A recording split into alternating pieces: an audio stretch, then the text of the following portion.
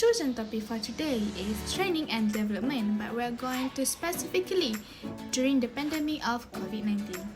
We're going to identify the main issue, underlying causes, importance, and suggestion that we may use to address the problem. Training and development are essential human resources practices that ensure employees have the necessary knowledge and skills to perform effectively and achieve organization goals. However, the COVID-19 pandemic significantly changed how training was conducted and created new challenges for organizations and employees. The main issue highlighted in this discussion is that traditional training and development methods became ineffective and irrelevant during COVID-19 and could not support the new remote work environment.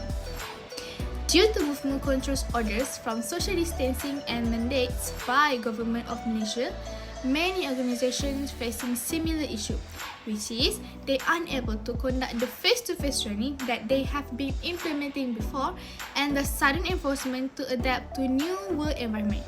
Thus, and digital technology has raised concerns toward organization due to their employee performance. As work expectations changed, traditional development approaches were no longer sufficient, calling for a strong need of new tools and training methods that are convenient to the current situation. Now, what's actually the reason behind this issue? Okay, so there are few underlying causes that I want to highlight. It starts with COVID-19 drastically changed daily routines and work environments. Why did I say so? This is because employees were suddenly required to work from home and use digital platforms without adequate preparation of training. Without preparation, they are unable to cope and adapt to the changes, and this has significantly impacted employees and organizations as well. Second, many Malaysian organizations did not prioritize training and development during the pandemic. Instead, they focused more on work-life balance and healthcare benefit, while only a small percentage invested in training initiatives. A survey has discovered that companies in Malaysia have shown three trends. 30% companies are focusing to enhance work-life balance to encourage flexible and adaptive work arrangement for the employees. 11% of the companies are focusing in enhancing the healthcare benefit and 60% prioritize training and development initiatives. Third, organizations were forced to move training programs online.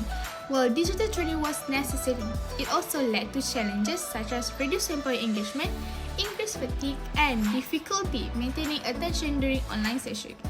Fourth, the rapid adoption of Industry 4.0 technologies increased the demand for new skills. Traditional workforces and job roles were no longer suitable, making reskilling and upskilling essential. However, many employees lack the digital competence required to perform effectively in their organization. Now, let me walk through with you how does this such an issue? What's so big about it? This issue is important because training and development are directly linked to employee performance, motivation, and productivity.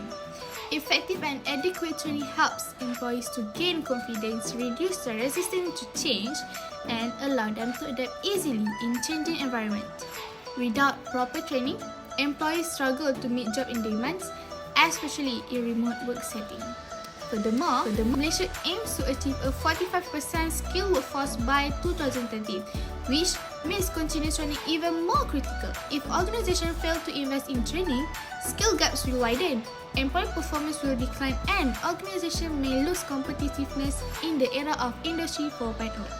Not to mention, aging workforce may lead to stagnant skill development and soon will limit the availability of high-skilled workforce in Malaysia.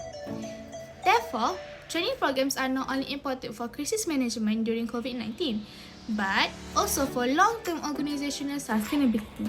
Despite its importance, there are few challenges of this training.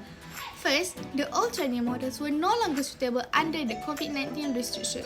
Organizations had to rely on online formats such as webinars, virtual classroom, and mobile learning. This sudden transition required major changes in training design and delivery, which many organizations were not fully prepared for. Hence, it has significantly affected the effectiveness of training programs. There was a lack of collaborative learning. employees were deprived of discussion, real-time interaction, and knowledge sharing between colleagues and trainers, which are the key for effective learning.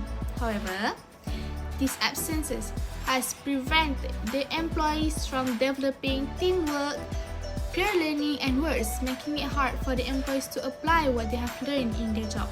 Third, not only it affects the employee but employees as well, because evaluating training outcomes become difficult and inaccessible. Organizations struggle to measure whether online training improve the employee performance compared to hands-on training where they can just assess in front of their eyes. The online training has built the barrier for the employees to assess the training outcomes physically. Finally, maintaining training engagement was challenging. This is because trainers found it difficult to keep employees focused during online sessions, especially when they were at home. Trainees tend to have other commitments such as childcare and household responsibility, which leading to distraction, availability, and reduced learning effectiveness. To address this issue, several suggestions can be made. The first one is organizations should increase investment in employee training and development as a long-term strategy rather than treating it as a short-term cost. The article emphasizes that training is a critical investment in human capital that enhances employee performance, productivity, and adaptability, especially during crises such as COVID-19. By continuously reskilling and upskilling employees, organization can reduce skill gaps and ensure workforce sustainability in the era of Industry 4.0. This aligns the human capital theory where investment in training helps employees in performing better and able to equip with necessary skills that allow them to adapt in whatever situation. Organizations should redesign training programs to match the new work environment and integrate them with updated performance appraisal system. As the nature of work has changed due to remote working and digitalization, training objectives and performance evaluation must also be adjusted. As the importance of training and development has been widely recognized worldwide, many countries have allocated a significant portion of their budget to this initiative, such as Sweden 44% and Denmark 42%. Therefore, I am calling for the Malaysian government and employers to prioritize and invest in workforce training, similar to developed countries, in order to remain competitive. COVID-19 limits the traditional training, but also highlighted the potential of digital learning to upskill employees and meet Industry 4.0 demands. By investing in effective training strategies, it ensures workforce capabilities and sustainable growth.